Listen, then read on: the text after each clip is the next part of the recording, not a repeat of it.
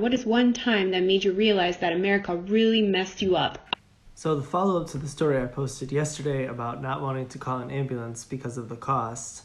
As I was sitting in my hospital bed recovering, I remember thinking like, oh my God, I have to get back to work. Everyone at my job is going to think I'm useless if I'm not there and working. That kind of attitude. I definitely got this attitude from working in corporate America. One of my colleagues visited me in the hospital, and I remember telling him, oh, I think I'll be back at work on Monday. This was like the Friday after it all happened, 4 days later. And he told this to my boss, because we're all kind of friends as well. And I remember my boss saying, there's absolutely no way Sean is coming back to work on Monday. And I told my boss, but I'm going to feel like so useless, like you guys are going to replace me, if I'm not back at work. And he told me, it's better to feel useless now than to start overworking yourself right now and die and be useless later. When I first graduated university about 11 years ago, I got a job at a French market research firm in Chicago. And so they had offices all over the place, and I worked with a lot of people in Canada. And I remember one of my colleagues just was like gone one day, and I hadn't heard from her for a while, and I just thought she got fired. Around a year later, she comes back to work, and I find out that, she had a child. And she had been off for a year for her maternal or parental leave. And I was like, what?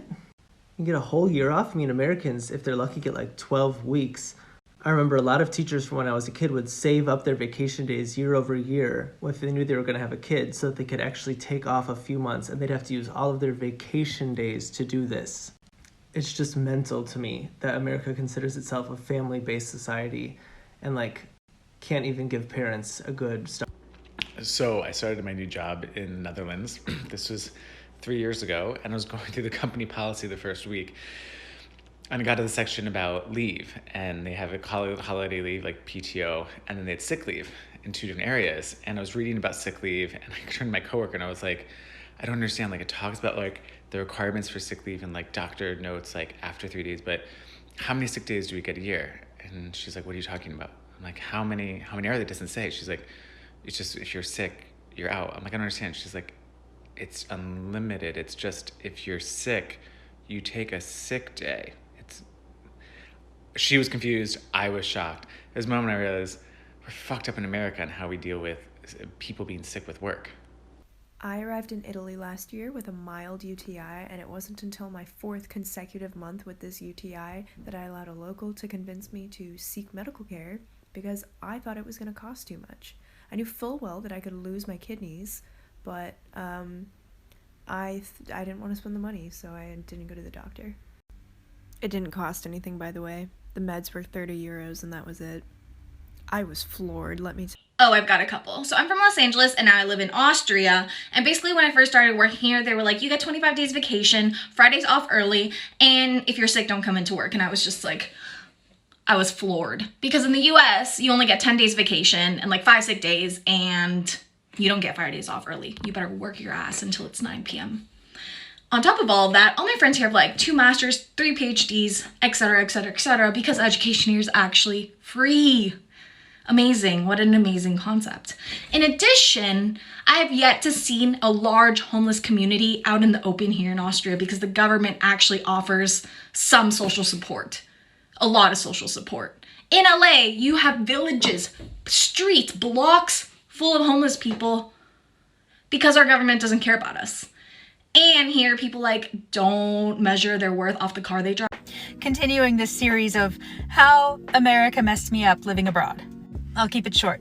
So this one time I was at a managerial training with the national trainer brought in to teach all of us lowly managers. Part of the training, at one point they said, who's your hero? Who do you most admire? I write Wolverine in my little notebook. Okay, whatever. And a bunch of other people, they start and they go around the room talking about who they admire. And a bunch of them say Nelson Mandela. And I write in my notebook, who is Nelson Mandela? Because I'm going to check it out later. I left it behind during a break and the national trainer got it. And he was looking for a name and he goes, who doesn't know who Nelson Mandela is? I know now.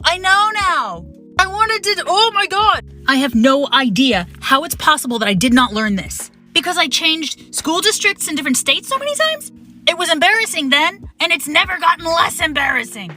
So during the first lockdown, we have an elderly neighbor, and we would go and check in on her every once in a while and like get her groceries if she needed. And progressively, she started not be able to breathe very well. And we knew it wasn't COVID because she had it before.